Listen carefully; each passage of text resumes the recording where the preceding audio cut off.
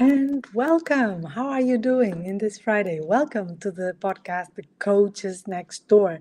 And we are now live. And as you know, I'm going to open now the chat. So that means that you can ask me all the questions you want along the way. So today I'm bringing you a interesting topic. As you know, my name is Ligia Ramos, and I'm a coach, I'm a philosopher, and basically, I'm a curious person. And this week was interesting to see that all week the topic was paying attention to details. So when I'm with my clients or even in the group coaching, I always look for, okay, what is going on in more general terms, okay? I don't really like to bring private terms because I don't think it's part of the ethical of my coaching practice. But I like to see, okay, what is the topic that is coming to more people, and how this topic is coming, okay? And this week was really about paying attention to detail. Why this is becoming so relevant these days? I think was always relevant, of course, but some moments in the global context become some topics become more relevant than others. And at this moment, the topic of detail is really, really relevant. We are facing, times of overlooking. We get a lot of information, and we also get a lot of impact from this information, from what is going on in the world. I think some years ago, not too many years ago, we were a little bit more protected about this in the sense that our information, for instance, was much more local than these days, right? So we can, in a very easy way, to assess information that before we will probably never get. But this is also about our own lives. Our lives are full of complex contexts. So we have many roles, we have many hats, we go around with also many tasks. We know more and more people as well. So everything became maybe for ourselves a little bit more complex than I believe ever. Okay? And this is exactly why is so relevant to detail. Because, our brain has some preferences in terms of patterns. Okay, let's dive in. And I want to remind you that you can ask me all the questions. Hey, Anita, I missed you. I missed you last. I didn't realize that you were there. Maybe you were, but I didn't realize. Yeah, nice to see you again. Um, so let's dive in and let's go for this idea that the brain, our brain, my brain, your brain, has preference on from for patterns, right? So repetition, repetition, repetition, and it tends to, go around on all the things that we already know or we already thought. Okay, so when our brain is wired to conserve energy, one of the main things that our brain does is to create generalizations. Generalizations meaning that I go to an event, I meet someone, I have an experience, and immediately, or more or less immediately, I have the need of saying, it's always like this. All people are like, in this context, are like this. This, you can see this happening all the way, right? Dutch people are like this. Portuguese people are like that. French people are like that. And like, I don't think all Dutch people are like that. um, And but that's our way to save energy, to condensate information in one place, and then we go around with these generalizations. And one of the things that if we don't do it, let's say intentionally, we tend to create, you know, more and more generalizations. And this is not good. This is not going to serve us all the time, okay? Because every time that I generalized, I lose detail. So when I lose detail, I'm losing really a lot of information, right? And if, of course, if we are talking about a person, then it's even worse, right? Because then I'm losing the person that is in front of me, and I'm just operating on this, general observation that maybe I met one person like that. And then I'm saying everyone is like this. And this is dangerous, even, I must say, because we can operate under what can be understood as, um, how you say it, missing the word now, um, is unfair. It's unfair because if I create a generalization that is even a little bit um, in a detail that is not the best detail in the world, I'm not being fair with the person that is another person that is in front of me, right? And this unfortunately happens a lot, and with people a lot. Okay, we generalize too much, and I always say, of course, you can sometimes get awareness on the culture. Um, you can get awareness on the, how the person was educated.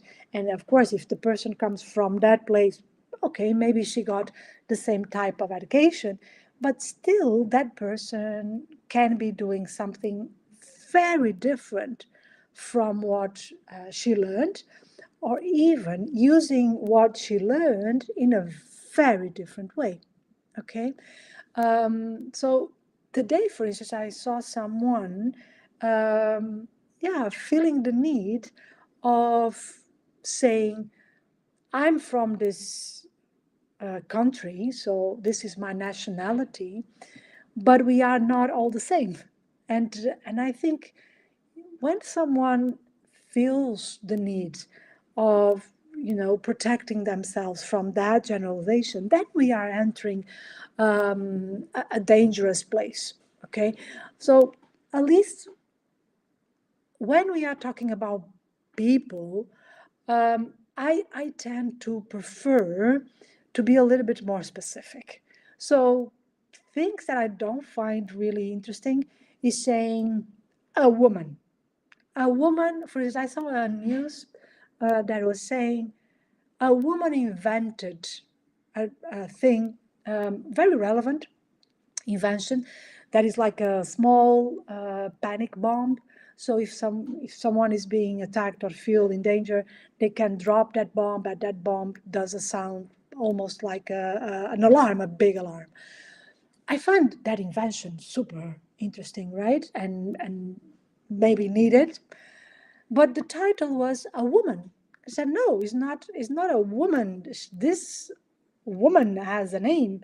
And I think we should put her name out, because it's not a woman, it's that woman created something really important.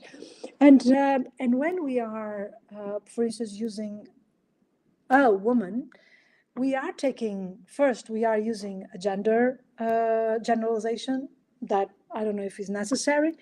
And second, we are taking out from this person, what she did. We are literally taking over as a group of individuals of something that one person did. I don't find that fair, to be honest. I don't find that right. And I don't think it's useful.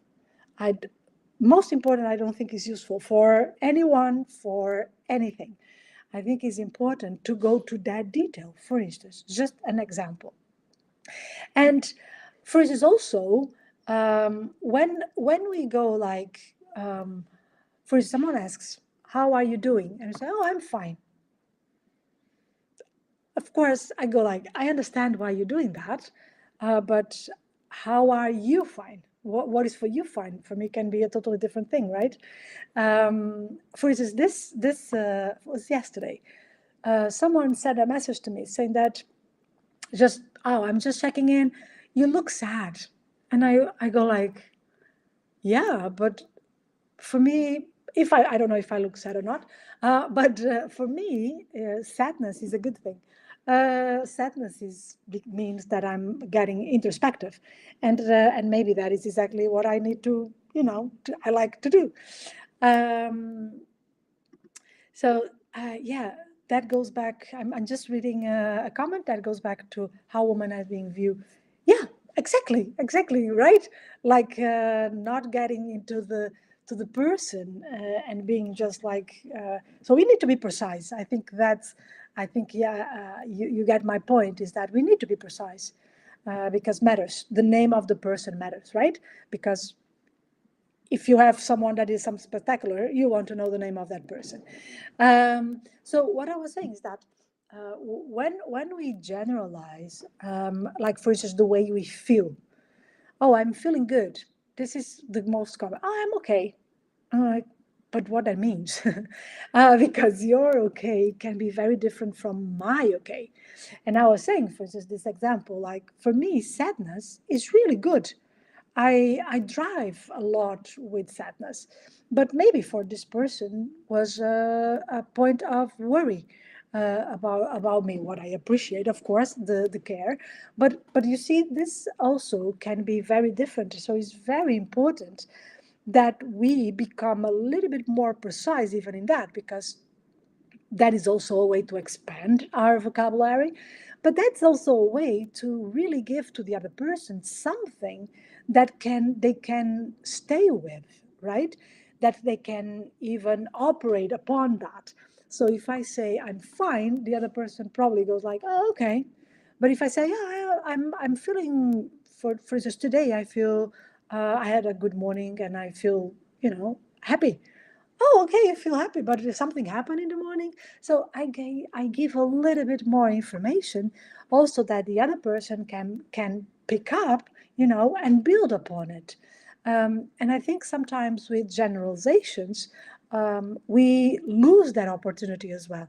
We lose the opportunity of picking up what is really going on with that other person, and we start imagining and we start, creating things that sometimes are not even there. And yeah, for sure, I totally agree. We learned, or we, yeah, a lot of education is made by avoiding our emotions. But I think also that is sometimes we don't want, to share with everyone how we feel. So we go for the short, and that's fine, okay? But as a style, let me put it this way, as a style, I don't think is also good for us or for the people that are with us, right? Um, so we normally miss the present, the subtle, and the new. Because if I go around like saying, "Oh, I'm fine, I'm fine, I'm fine, I'm fine," what's new? What is today? What is the difference between the fine yesterday and the fine today? And also this subtle way of us being, right? Like I said, for instance, sadness for me is a good thing. It's not necessarily a bad thing. So I had the opportunity when this person asked me to share, like, this is what sadness means for me. And yes, I'm very much in sadness because I'm a very introspective person. So it's my way also to, to be around in this world, and that gives us an opportunity of sharing, true sharing, right? So the details for our brain are also important, because you get the habit of generalizing. Okay, so if you want to stop generalizing, you really need to put yourself on that, intention. You need really to force, let's say, your brain to not do not to go always, or at least immediately, to a generalization, because details, they are the ones that can really transform. Yeah. And I also see this a lot when I'm working with people, and that was also what brought this topic today, is that when people come, they tend to say, "Oh, I have this problem." And I said, "Okay, but can you be a little bit more specific? How do you do that problem?" And normally that is a great start, right? How do you do that problem? Because the problem tends to be a generalization. When someone verbalizes a problem, they tend to be generic. But that doesn't help, because if you see the problem as a generalization and you are not able to zoom in and saying, okay, but what is really the point that really brings disturbance, then you will probably never solve the issue. You are always, going around with a big problem. And some people, I think, even they like that.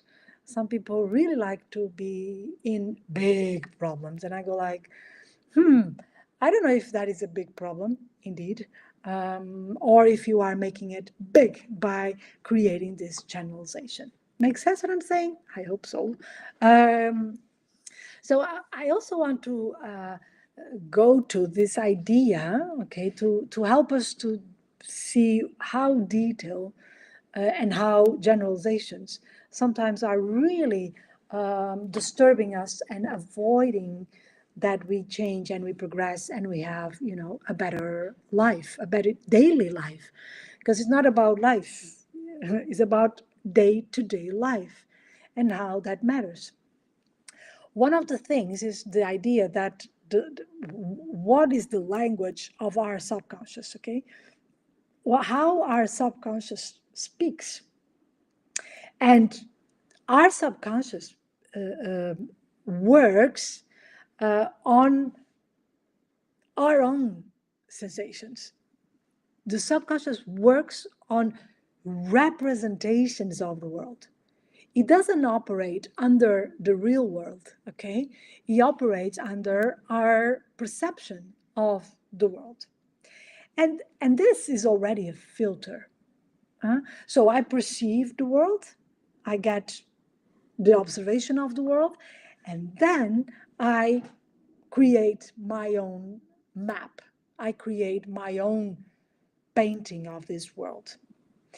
And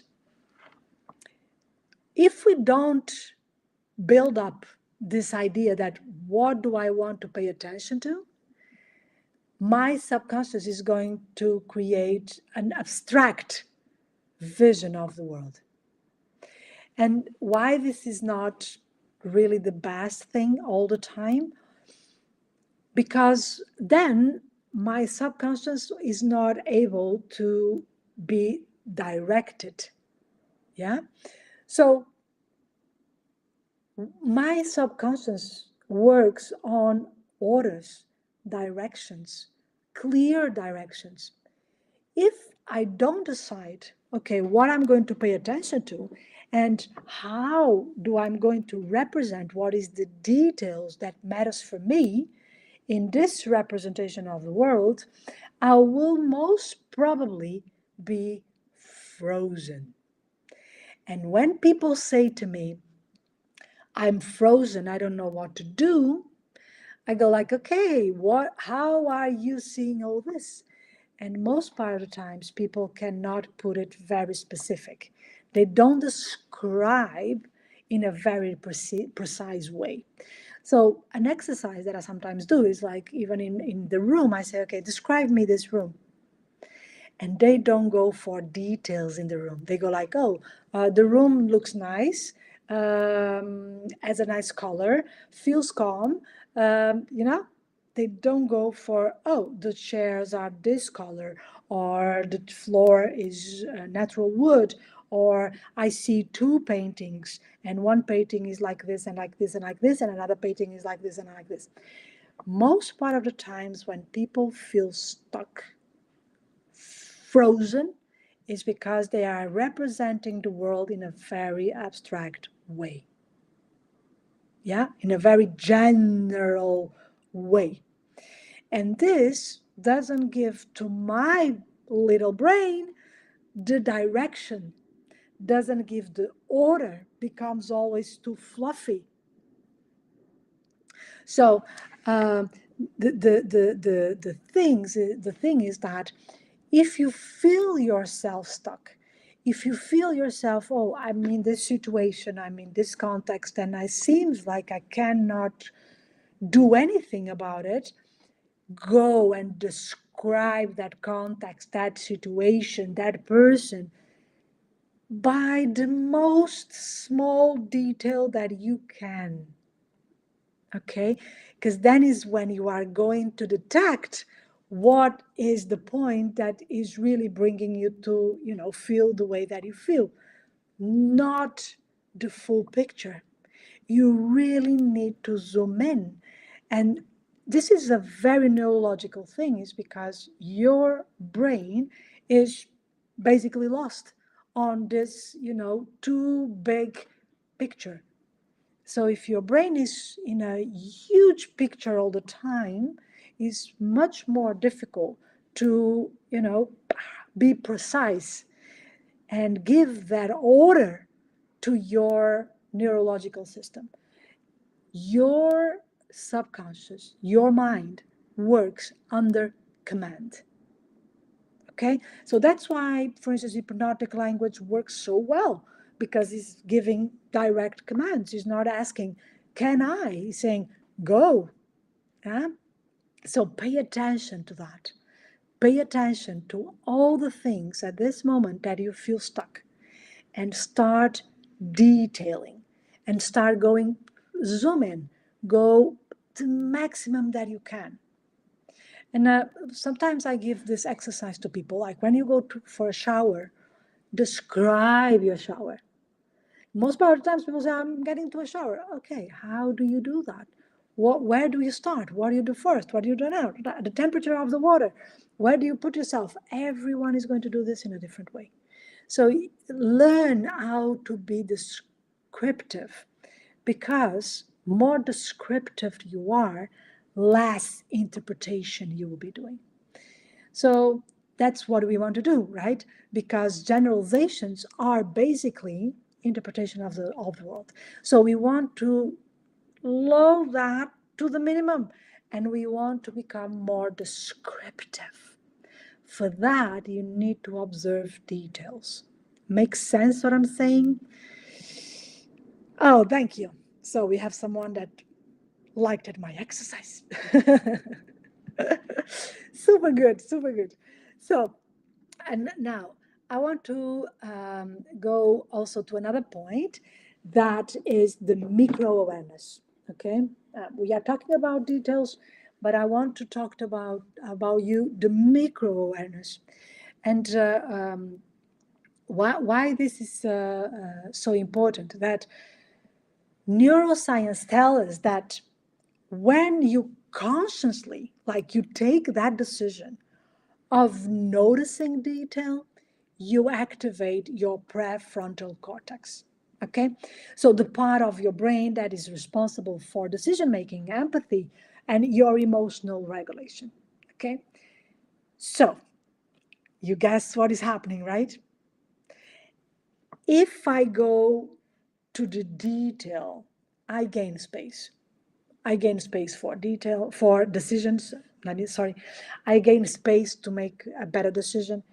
I become more related because it's not too big. Yeah, it's the same thing that I'm saying, the person or that person, or even more detail, Maria.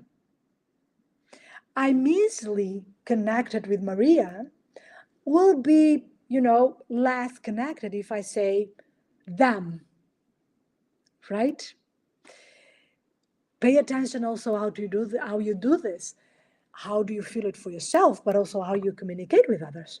If you want people to relate more with you, you don't go and you say, the company decided to do this. You say, no, I took the decision of doing this. You see the difference? Because the company, or I don't know, sometimes it's even worse. It's not the company, it's like someone up. Who is someone up? I cannot relate with that person. I cannot feel anything about that person because I don't know even who that person is. It's too abstract. But if I say, I took that decision, then the person will relate with me and saying, oh, okay. And maybe even ask me like, but okay, why did you took that decision? And sometimes even they don't need to ask because they know me, right? They relate with me and said, oh, I see why you took the decision. Sometimes it looks like magic. It's not magic. It's just the way that we communicate. Sometimes we are the ones that put people away by the way that we talk. Okay? So paying attention to this micro awareness and training ourselves to be more small, you know, with more detail. Like sometimes people say to me, oh, but this person looked angry. And I said, but how the person was doing anger? How do you know that? Show me, how do you know that? Tell me, how do you know that? Oh, because the person started screaming a little bit. The voice went a little bit up, or the face was like this. And the person started also moving so much more. Okay, from all this, what gave you the biggest sensation that the person is angry? Oh, was the voice. Okay, so when you give feedback to that person, you are not going to say, oh, you are angry. Say, hey, the tone of voice went a little bit up and I don't feel comfortable about that. Do you see the difference between me saying, oh, I feel that you are angry? Or, oh, you know what? I don't know. I don't like when you are angry. From saying, hey, I really don't like when your voice, goes to a different tone or when you put your voice a little bit higher. I don't feel comfortable about that. Do you see the difference? It's huge, right? It's a huge difference. And we need to be, I think we all need to learn how to be a little bit more detailed and this micro awareness about what is going on. Okay. So, this will take us to our last point is how to bring this to our, daily life. So, first thing, notice the exact words that you are using when you talk to yourself and others. If you are using too many abstract words or if you are, using more detailed words, observe the pauses in conversation. Pauses are great moments for us to, okay, zoom in instead of zoom out. Sometimes when we speak too fast, we tend to, because it's too fast, so we need to go faster, we tend to generalize more for our brain to keep up. So pauses are a great way to influence detail, to get the brain time to say, okay, but what this means and what exactly are you saying and what exactly I'm seeing. Pauses, slow down.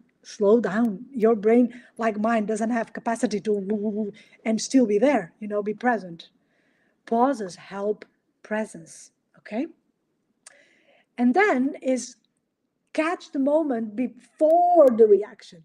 So if you catch yourself thinking, oh my God, men are all the same, just stop. Just stop and saying, what makes me think like that. And saying, okay, no, but wait, what is this person really doing? Just stop. If you find yourself generalizing like this, just stop. It's not going to help you. I'm so sure of that. I'm really sure of that. Okay, so don't stop yourself. Okay, and you're going to realize that when you do this, you are going to start listening to what is not being said because you get more time. So all your observation from the other person on the nonverbal, for instance, or the micro expressions is going to be so much bigger. So you, in the end, you get more information. Get it? So you get more information so that you can take better decisions. So this is how you can take this along the way with you. Describe more. If someone is coming to you and saying, "Hey, I feel so mad right now," okay, how do you do that? What you are thinking to make you mad? What is that madness for you? What is exactly the emotion? What is the chain? What happened before? What is happening now? Describe more, but also for yourself. Okay, when you are talking even more about emotions, don't go too general because it's more difficult for people to understand what you're saying because we do emotions all differently. Okay, so yes, of course, yeah, breathe. That is a great advice. Breathe, yeah. Um, so I have a comment here. Am I being more detailed to someone? Be less likely to invite them. Yes, yes, because you are. With general, people feel much more attacked when you generalize. So, for instance, if you say, "Oh, you are always like this," no, I'm not. Right? Or if you say, "Oh, this is always the same thing," no, it's not. So, yeah, people tend to be more defensive when you generalize because it's not true. And they are defending because they know that it's not always like that. Okay, nothing is always like that. Normally I say, even if someone say, "Oh, I'm always distracted," I said, "Are you sure that that is always?" I'm pretty sure that that person has one moment or one situation that is not distracted, that is focused. So that's what we want to take, okay? That is always what we want to use. And if we are talking about coaching, that is even more relevant, of course. But yes, people tend to be less defensive when you go more for description than you start generalizing, for sure, for sure. So I want to, yeah, reaching the last minute, and I want to share with you the reflection of this week's that from this week is that um, when we notice one detail today, that is the opportunity that we have to change. Yeah. So if I detect a detail that I go like, oh, is exactly this that is not making me comfortable, or exactly this that is not making me happy, or is exactly this that is not making me feel satisfied in this relationship, is an extra opportunity to change. Instead of me saying, I'm not happy in this relationship. No, let's go for this and let's see what happens. Okay. So it's a great opportunity to change. I will say, to be very brutally honest, that is probably the only change that you can make. If you go too abstract, if you generalize too much, it's going to be so much difficult to change because it's too much, it's too many things at the same time. So start one little thing, and the next day another little thing, and the next day another little thing. Okay, and then is trust the small signals. Trust the small signals that, oh, okay, this is not exactly how it was yesterday. Great. Celebrate that. Okay. Celebrate that change. Celebrate that you are noticing more and more the details, and then you are able to operate under that and upon that. Okay. So Thank you so much again for being with me. Um, oh, yes, I love this. I was going to end, but always, never, and should. The minimum. Sometimes they are necessary, sometimes they make sense to another person and help us to build up, but the minimum, really, the minimum. And if possible, yeah, let it go from your vocabulary. Thank you so much for being with me on this Friday. Enjoy your time, and we see each other. I'm probably, it's not still official, but probably I'm going to shift the lives for every 2 weeks. So I will let you know how this goes. And in between, something else, something extra. We are building it up. So I want to wish you a great weekend. And again, pay attention to the details. Thank you so much for being with me. I really appreciate you. Take care.